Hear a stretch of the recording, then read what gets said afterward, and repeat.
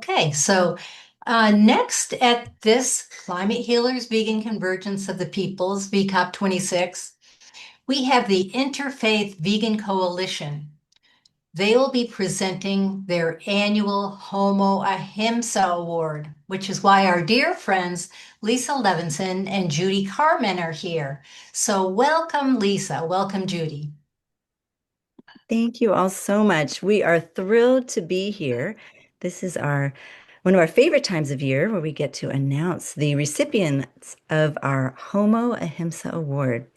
And so this year, we are thrilled to announce that the winner of this award is Freya Dinshah of the American Vegan Society.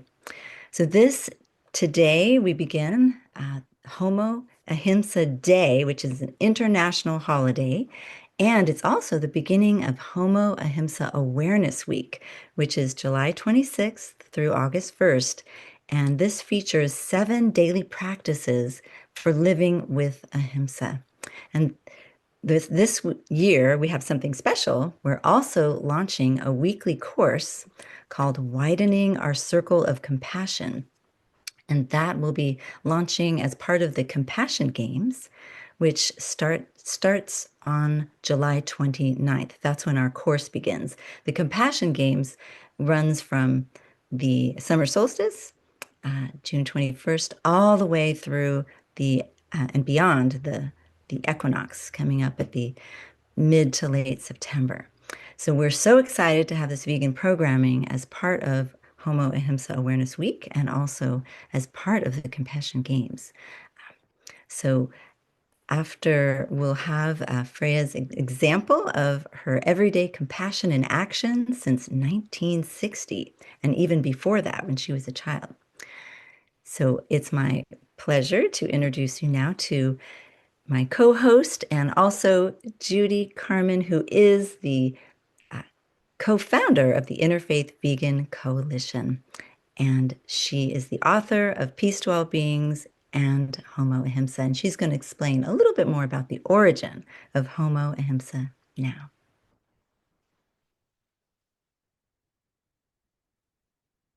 Thank you, Lisa. Now, before I tell you about how amazing Freya is, I want to explain what Homo Ahimsa is. If you haven't heard of it, it is a term that I coined in about 2001 in my book, Peace to All Beings. And more recently, I wrote Homo Ahimsa to explain more about it. Ahimsa, as Freya well knows, is the Sanskrit term sorry, that's my answer machine, is the Sanskrit term for non-harm, non-violence, and loving kindness. Now, her late husband, Jay Dinshah, originally named their magazine Ahimsa and created an anagram for the word. We're going to talk about that in a little bit. Jay is considered the father of American veganism and founded the American Vegan Society in 1960. Freya soon joined him, and they became quite the power couple for veganism. We all owe so much to them and today to Freya, both for laying the solid foundation for vegan living. I was so inspired by their dedication to living a life of ahimsa that I wanted to write about how we could all transform from Homo sapiens, which has, as we know, caused a little damage to the earth, transform from that to Homo Ahimsa, the loving, nonviolent partner with all life. And that's, I know, what everyone here is all about. But Freya has demonstrated how to live that way for so many years, basically her whole life. And so we owe her so much for hanging in there and doing this work for all these many, many years. So as you can see, I'm a longtime admirer of Freya and how she has demonstrated all these many years how to live as Homo Ahimsa and be our way showers. So thank you so much. And I think, are we going to see a slideshow now? Yes, that is next on our program. We'll be seeing a slideshow. So I'll be sharing my screen, and just for the Zoom tech, I don't need to be shown during the slideshow so we can see it, but I will be sharing my screen for it. So I'll turn off my video for that part. This is a slideshow about Freya. And there isn't any sound in the background, just to let everybody know. It's more for enjoyment, to watch and to read, and then we will see you afterwards. Yeah.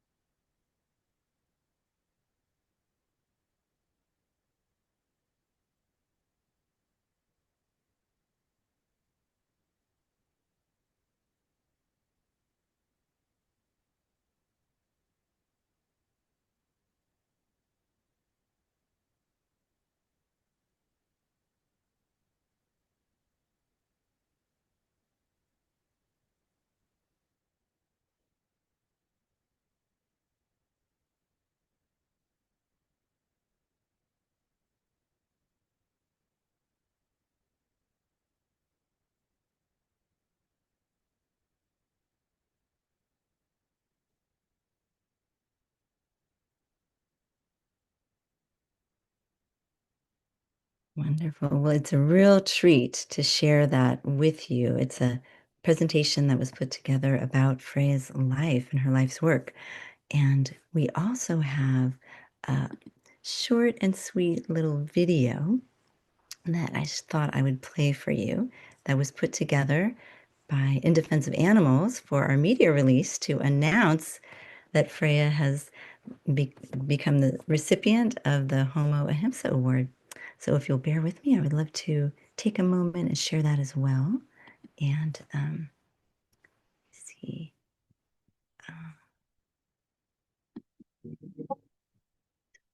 To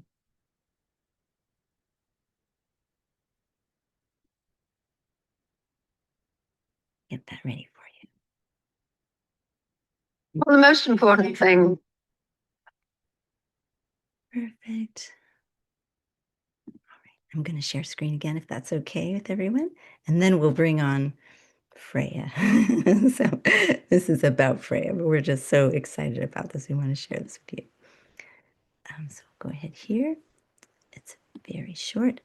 And I'm going to also do it in a little bit larger format. To my thinking, is what happens to the animals and that we shouldn't be killing and abusing them. Right.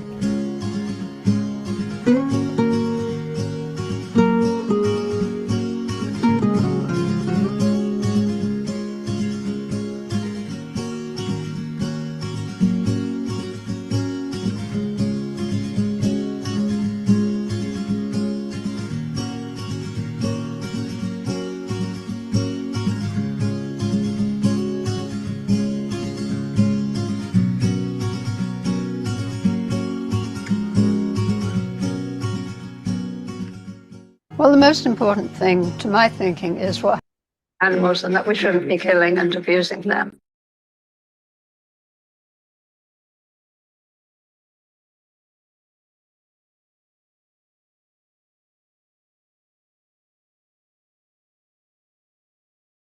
Great. Well, thank you so much. It's with great pleasure, after being able to see all that we've done to celebrate Freya, to actually bring Freya into the mix with us right here, right now. So I am honored to be able to share a bit more about Freya. Freya was the secretary of the American Vegan Society since 1960. She became the president in 2000 and is now the president emeritus, honorary director, and senior editor of the American Vegan Society. She's the author of the first U.S. cookbook with vegan in its title, The Vegan Kitchen. Freya is co-author with her daughter, Anne, of the book Apples, Bean Dip, and Carrot Cake, kids. Teach yourself to cook. That was put together in 2012. Freya has taught cooking classes to people of all ages for over 50 years and has been a key organizer for local and national events to encourage compassionate, healthful living. She was raised vegetarian and has been vegan since 1960. The New Jersey Monthly called her the Queen of Vegans in 2023. Vegetarians in Paradise awarded Freya the 24 Carrot Award. In that Vegetarians in Paradise article, Freya explained that the goal of the American Vegan Society is to advocate the principles of veganism, ethical, moral, and/or religious abstinence from all animal products, and the doctrine of ahimsa, which is non-slaughter, non-violence, which Jay defined in the anagram. So the anagram is AHIMSA, and the letter A stands for abstinence from animal products. H stands for harmlessness with reverence for life. I for integrity of thought, word, and deed. M, mastery over oneself. S, service to humanity, nature, and creation. A, advancement of understanding and truth. So now we have Freya Dinshah with us live. Hi, Freya. And we also have Judy, who you heard from before, who will conduct an interview with Freya. Hello, Lisa. Hello, Judy. Hello, everyone. Hi, Freya. So wonderful to have you with us. And congratulations. And please accept the immense gratitude that we have for the tremendous work you've done in laying this foundation for the vegan movement for all these years. I know everyone wants to hear from you, so I've got some questions. I want to know, tell us about those early days before plant milks were in every grocery store and the word vegan was practically unknown. For a lot of the people here, they may not have been even born yet when you were doing this great work and maybe not know there weren't plant milks for sale in the grocery store. What was it like? Well, way back then, we had to make everything we wanted from scratch. That included milk. We made a soy milk from soy powder and some sweetener and water. And that was okay when you put it on cereal or something, but it wasn't that great. When we made almond milk, that was much better. That's a very simple recipe. You blanch the almonds and put them in the blender with water and make a nice smooth almond milk. But it wasn't until, I suppose, the 1990s that vegan products came on the market, such as the soy milk, which was produced not far from where American Vegan Society headquarters is, in Bridgeton, New Jersey. And in fact, the state of New Jersey gave a grant towards the establishment of this factory for soy milk. I'm trying to remember the name of the brand, which should be on the tip of my tongue, but it isn't at the moment. Anyway, you remember the soy milk which started in Boulder, Colorado? Silk. So, Okay, yeah. so yes. So when they couldn't produce enough soy milk in Colorado to meet the growing demand on the east coast of the United States, they asked a dairy in Bridgeton, New Jersey to help them and put in a line. And so that's how it started. And pretty soon thereafter, they made the White Wave factory for soy milk in Bridgeton, with New Jersey farmers growing organic soybeans for this soy milk that was proliferating on the East Coast and the rest of the country in supermarkets. And of course, when plant milks reach supermarkets, that means so many more people can try it and use it. And if you look in dairy cases now, you will see so many plant milks side by side with the cow milk. But that shows you how much that has caught on. Yeah, it's amazing, isn't it? How much has happened. And you wrote the first cookbook with vegan in the name. And now look, we've got, I don't even know, thousands of books like that now. Yes, it's had a very wide distribution. Probably, well, we came out with the first book edition in probably about 1970. And it was distributed by a distributor in Colorado to health food stores across the United States. It was also distributed in Australia by David Phillips, who had a distribution network among health food stores there. So that's how it began. Yeah, wow. So, and I wanted to let everyone know you were at the 23rd World Vegetarian Congress in 1975. This is like, what, about 50 years ago. This was at the University of Maine. And I read in one article that this watershed event, I'm quoting, was attended by over 1,500 people. and was covered by the major TV networks and national newspapers.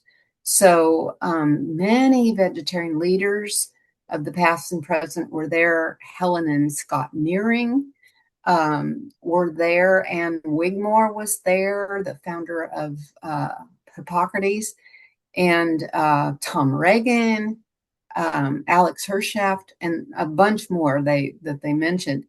The event inspired a lot of people to start a vegetarian group in their area or embark on a particular campaign or effort.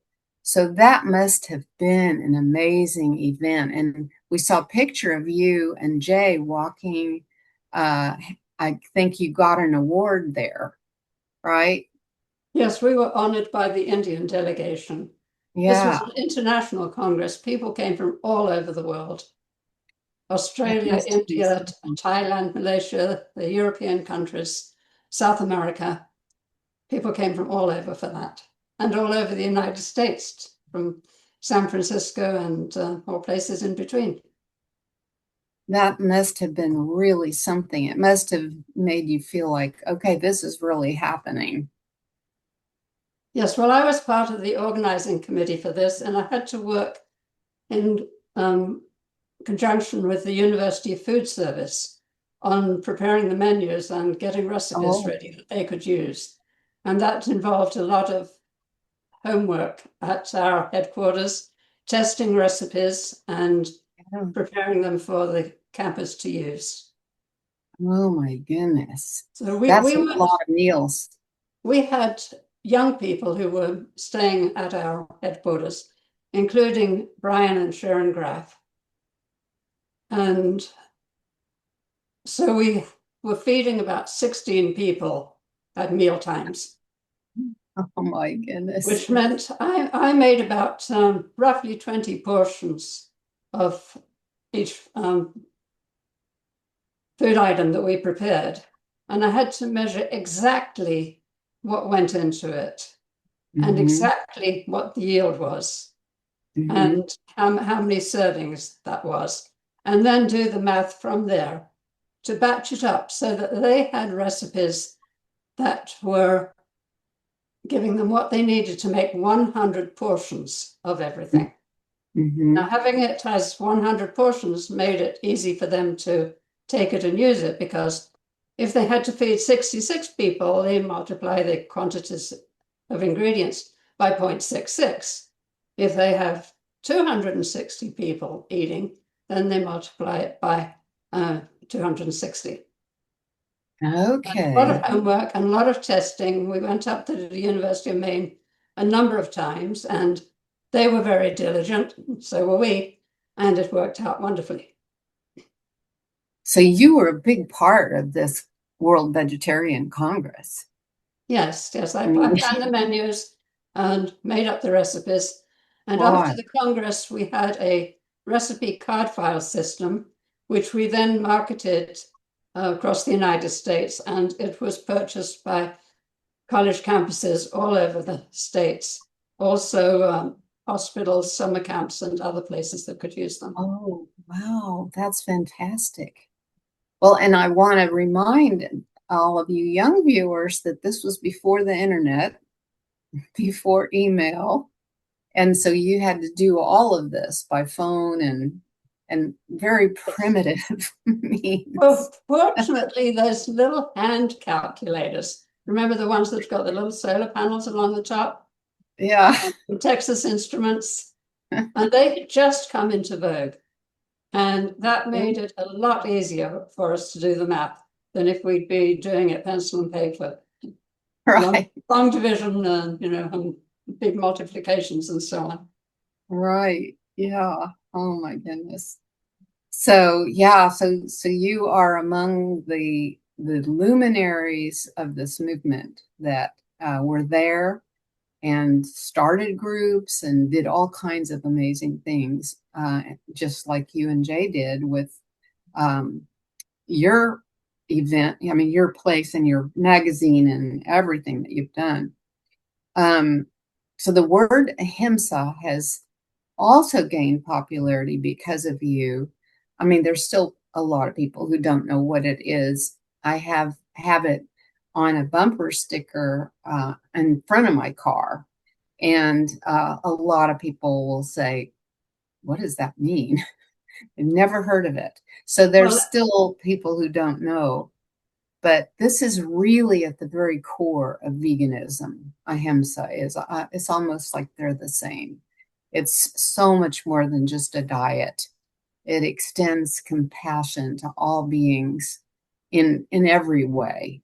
Animal experimentation, zoos, all these things. So tell us more about that and how much ahimsa means to you.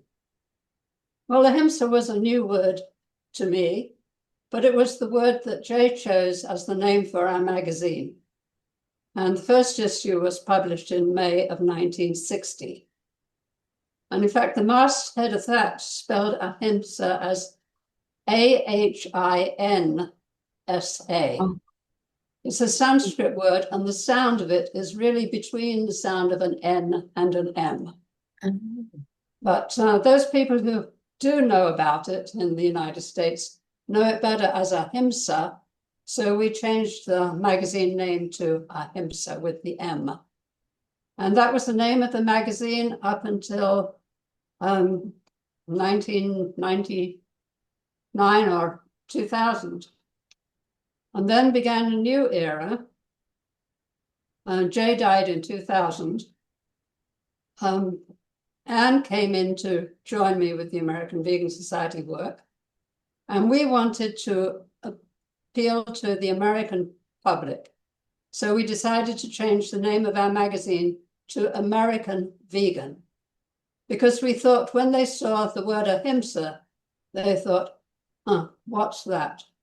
A foreign religion, not mine. So we had to make veganism theirs, and that's why that magazine is now American Vegan.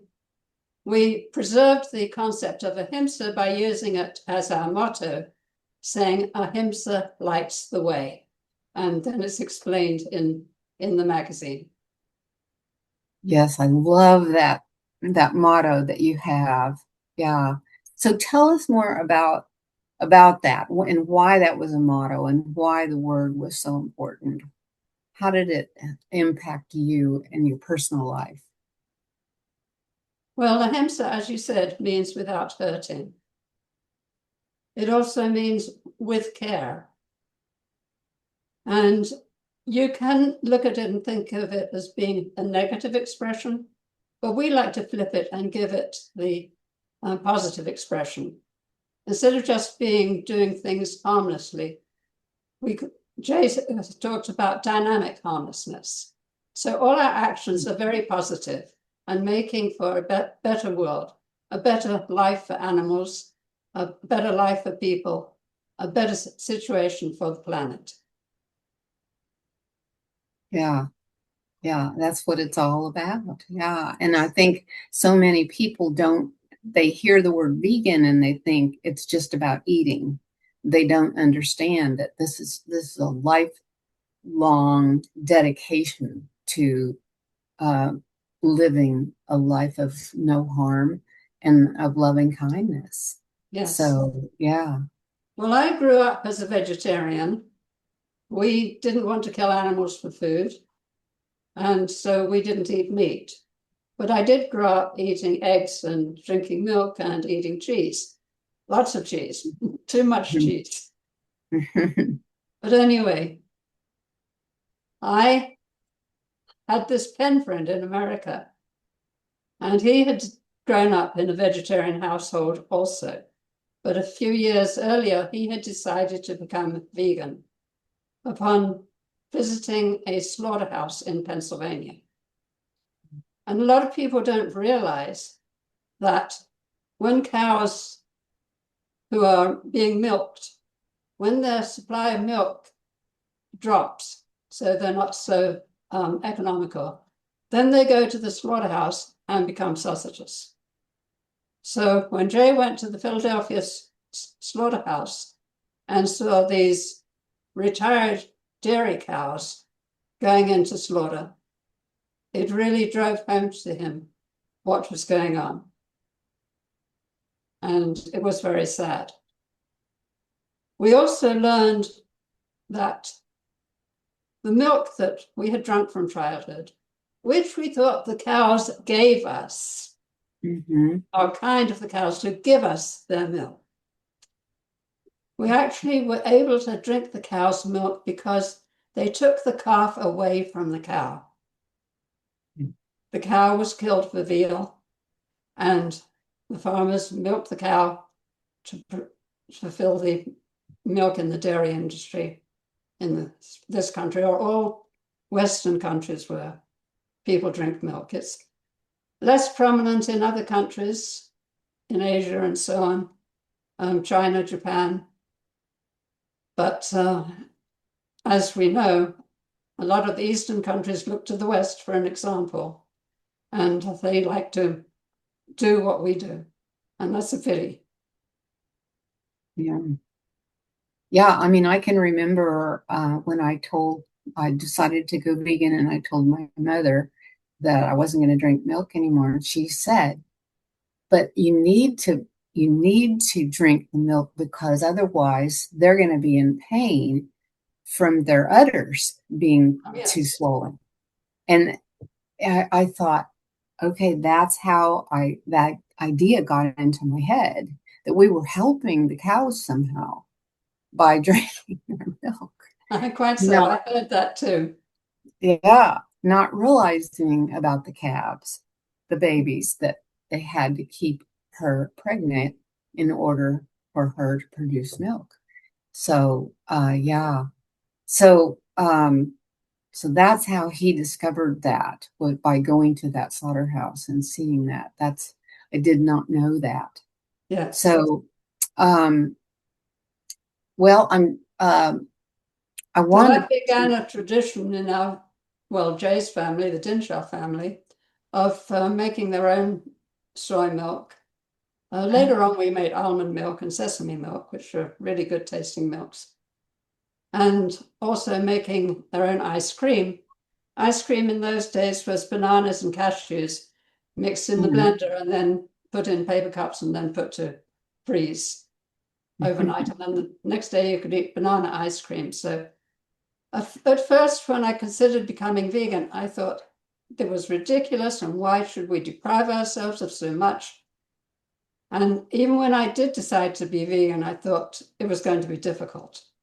But what's wonderful is if you have faith, and I think faith helps a lot here, the substitutes and other ways of doing things will be found. Yes. Now, most people think that they need protein. Protein is very important. And where do you get protein from? Meat. But we know that beans are an excellent source of protein. And there's also protein in whole grains and vegetables, and abundantly for our needs in the plant kingdom. Milk, you're told you need milk for the calcium.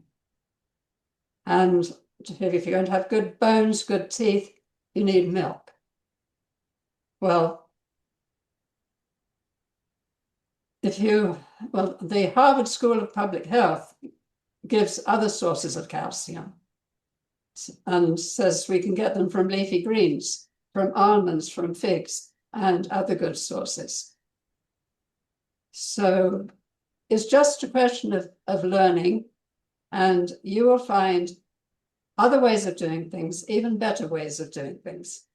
So I encourage people to try veganism.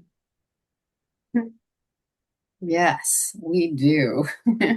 And you have much longer than we have. So how can people find out more about the American Vegan Society and get the magazine, and which is called American Vegan? I have a copy right here with your picture on it. There it is. How can people get that? One here. Okay, yeah, that's a good one. I have that copy too. Dr. Ted and Carol Barnett, who are very enthusiastic vegans and great promoters of veganism. Yes. So how can you get it? go to our website, AmericanVegan.org, and you can join from there. Okay. Our mailing address is 56 Dinshah Drive in Malaga, New Jersey, 08328. But we're pretty well known around town. If you just put American Vegan Society, Malaga, New Jersey, we'll get it. That's We also great. have a phone number. Our phone is 856-694-2887. But nowadays, most people find our website and join from the website. So it comes to us via PayPal, and that's how our members come in for the most part these days. Sure. Yeah, of course. Yeah. So any current projects? What's going on over there? I know you've retired, but you're still president emeritus, so I'm sure you know everything. Mm-hmm.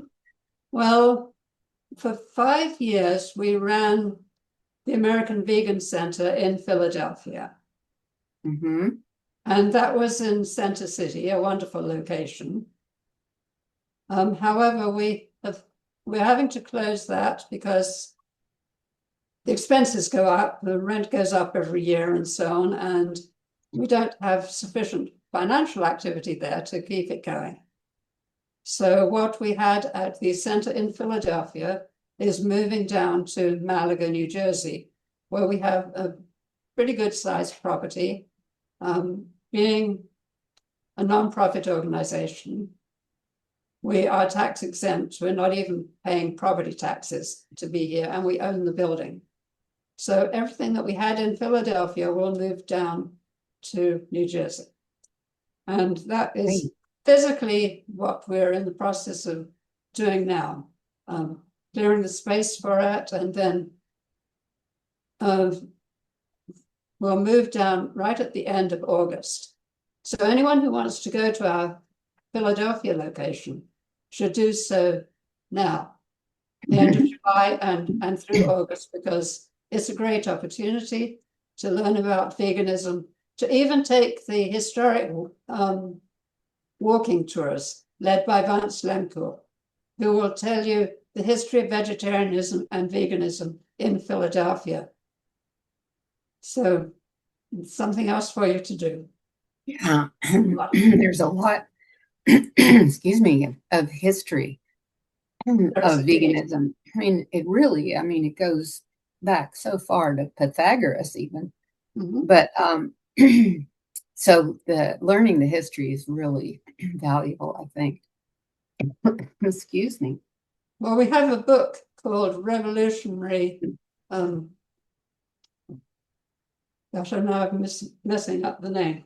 Anyway, it's a book about Philadelphia vegetarians by Vance Lemko. And that I think you will enjoy. Not only does it tell stories of people who've been vegetarian and vegan over the years and promoted it in this region, but it's illustrated with Vance's cartoon style portrayals of the people we're talking about. Revolutionary Peace, Vance Lemko. And And that's something. get it from our website, AmericanVegan.org. Okay. So it's an actual book we can order. It's a physical book you can order, yes. Wonderful. Oh my gosh, I would love to get a copy of that. Okay. Well, is there anything else you'd like to add? I think we might have some questions, and it looks like there's a lot going on in the chat and a lot of hearts going up celebrating you. Well, is there anything you'd like to add? The Vegan Kitchen book is still available from us. And another book you would like is Powerful Vegan Messages, which is an anthology that Anne put together. Oh, right. Talking to people who've been influenced by the American Vegan Society, and particularly by their association with J. Dinshah. So that's a good book to recommend to you. I have a copy back here.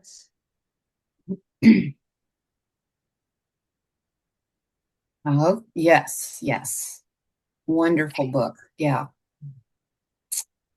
Okay, thank you, Freya. Thanks.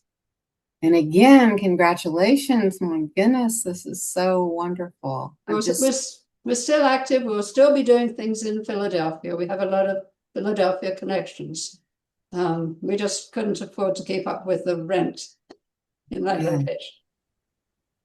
But now people can still go and see all this, but it'll be at your location. Yes, what we moved down from Philadelphia will be in New Jersey, yes. Mm-hmm. And you can see it in Philadelphia through the next month, through August. Oh, okay, good. Yeah, anybody who can go between now and then it'd be great. A great experience. Okay. Freya, bring him to me. That sounds very exciting. And I wanted to say that Vance intended to join us today to share a few of his insights about working with you, Freya. And he has another event that it was in conflict with this one, so I really apologize. But to check out that book that you mentioned, I think Revolutionary Peace, was that what it was called, Freya? Yes, that's right. Mm-hmm. Yeah, because Vance, he's was a journalist in Philadelphia. He's very well known there, and he is active in the vegan community. He's worked with the American Vegan Society for years and hosts those tours. So I highly recommend the book. And also, if you are in Philly over the next month, please do stop in and visit the American Vegan Center in its original location. And then afterwards, we can all go to Malanga, New Jersey, which visit Freya and also see all the artifacts from the American Vegan Center. What an absolute treat to have this exhibit. It really is like a museum there to showcase all of the great works of the American Vegan Society and also your lifelong activism, Freya. So it's a wonderful tribute to the work of your family, I must say. Yes. You can also visit a life-size plush cow. Her name is Belle. She's currently in Philadelphia, but she will move down to the green pastures of New Jersey. Is that from the cow sanctuary? The cow? Well, the lady who runs the cow sanctuary, which is in China, that's Helga Tackreiter. She made the cow, the plush cow. Thought so. She has made a number of plush cows that she sold to support the animals at the sanctuary. Right. In fact, one of the first ones she made was a black and white cow, which went to the offices at Gateway. Okay. If you remember that early computer setup, Gateway. Yes, yes. Yeah. This is amazing. Helga is another incredible icon of this animal protection movement through the years and putting together the sanctuary and making the giant cows to support her beloved sanctuary residents. We do have a question here from the esteemed Victoria Moran of the Compassion Consortium. Wondering if you might want to unmute and yes, I will bring Victoria up. Thank you for joining us, Victoria. Hi, everybody. And Freya, congratulations. Thank you for making me vegan. You and Jay did that starting in 1970. My question for you is when you came here as a very young English woman, what did America seem like to you? And can you compare that to how things are now? Oh, well, yes, I came to America when I was 18. I flew from London Heathrow on a jet airplane and landed at Idlewild. I was picked up by Jay, who was driving a 1956 Chrysler DeSoto. And it was one of those big, long cars with fins, I like to say, on the back. And it rode differently from a little Morris car in England. And it was before they had the Verrazano Narrows Bridge. So we drove from the airport and we had to go through Brooklyn, etc., before getting to New Jersey and down the turnpike. And every time we stopped at a traffic light, the car lurched. So it was a very different sort of sensation for me there. When you come to America, everything is bigger and louder. In some ways, it was not as different as I had expected, because I suppose I'd watched too many Westerns on TV, and the East Coast is not quite like that. But amazing things such as drive-in movies, which we don't have in England. And it was definitely a new experience. Jay is one of 7 brothers and 1 sister. I grew up in an English family of 4, my 2 parents and my sister and myself. But to arrive and have dinner at their dining table was quite boisterous. Anyway, it was different. Wow, amazing to hear about this first impression that you had of the US and what that was like for you. We also have another question. It looks like, I think, from Rebecca from BJ. Thank you so much. It's a pleasure to get to see you and hear from you. I wonder what it was like for you also in terms of, were people just patronizing when they found out that you were vegan? Nowadays, people will shout out meat, meat. I mean, it's a little bit more rude sometimes. I mean, they still come up with the same, probably they say the same excuses, but I wasn't vegan back then, so I don't know how boisterous they were about it, or is it just patronizing, like, you poor thing? Well, I think I found people were concerned, but they were also respectful.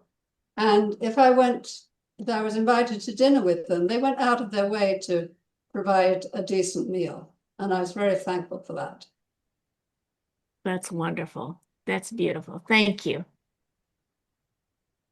Yeah, it's so nice to hear that there was some kindness and some curiosity from people that you met, because really, Yes. you both are Both dignitaries. in England and in the United States.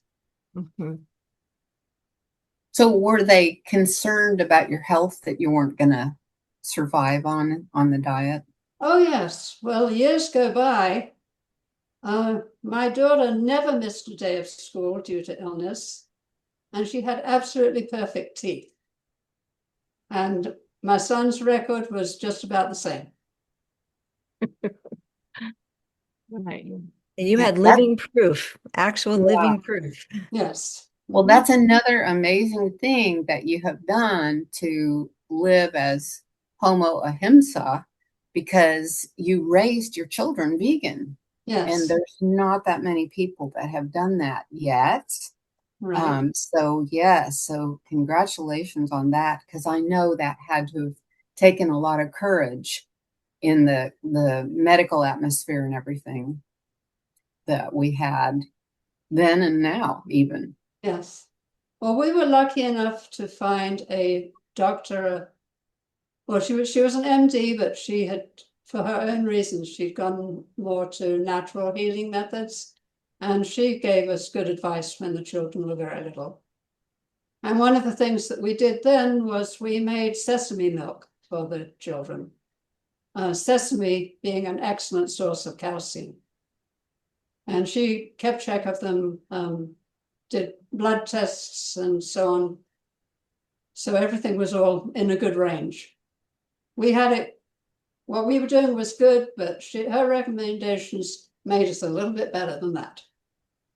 So I bet people were intrigued then by the fact that you made so many different of your own foods. Yes, and I was at home and able to do that. Mm-hmm. I didn't have a 9-to-5 job elsewhere. So Freya, Thanks. many of us are probably very curious about your sesame milk. It sounds delicious. How did you make that? Well, you can get hard sesame seeds and you can get the unhulled sesame seeds. So the natural sesame seeds are the better ones to use. We soak the seeds overnight in water, and then we drain off the water and put them in the blender with fresh water. And then I would add about 3 dates for sweetening and blend it very well. If you want it smooth, you can strain it through a cheesecloth, but most of the time we didn't. We just drank it as is. We also used fresh juices, such as carrot juice with spinach and parsley and celery and other greens, and that was very good for the children. Mm. What a joy and pleasure to grow up in your household. I'm going to try that recipe for the sesame milk. That sounds like it has a lot of great nutrients in it, including calcium. So Yes. wonderful. And thank you to Rebecca for asking those questions, and to Victoria for also asking these compelling questions about what it was like during these early days, because a lot of us were not there at that time, and you certainly were.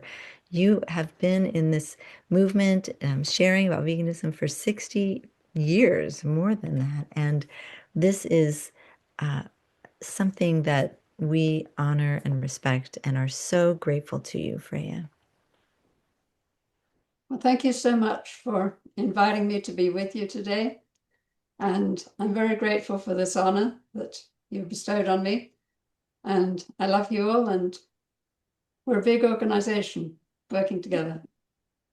Yes, we are. And this award was mostly unanimously voted on by our Interfaith Vegan Coalition, which is a member organization of 65 members around the world who submitted their vote. And so it was we just wanted to let you know how far and wide your reach has gone through the years, so that all these organizations knew about who you were and your great contributions, and wanted to honor you and celebrate all of this. Well, thank you. Thank you, everyone.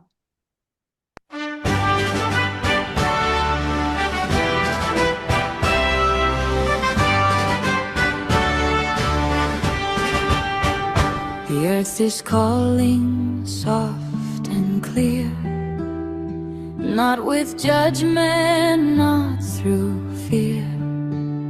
She whispers through the wind and trees, remember who you're meant to be. We are not divided souls, but living parts of greater wholes. Every heart, every nation holds a piece of worldwide resolution. We have remedies beyond survival, beyond the stories of denial. 1,000 pathways join as one. The healing has already begun. We have the remedy for compassion revolution, peaceful collaboration, a worldwide resolution. Loving guidance lights the way. Hope for humanity begins today. With loving kindness, hand in hand, together we restore the land. True nature lives in every seed, in every generous word and deed. The rivers, forests, skies and seas reflect the peace we choose to breathe. Spiritual embodiment, a living sacred testament, not escaping from this earth, but honoring her endless